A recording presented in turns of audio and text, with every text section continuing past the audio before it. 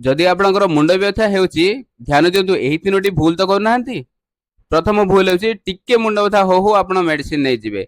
जदि आपण एटा करिवे रिबाउंड हेडेक हबो, बारंबार आउथरे हेडेक हबो, सेटा लंबा दिन पर्यंत रहबो, केबे भी छाड़ीबोनी।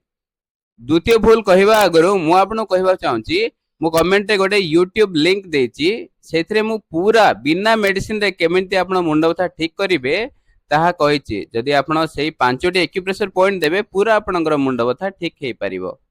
द्वितीय भूलटी हैला ठीक टाइम रे न खाइबा और पानी न पीबा।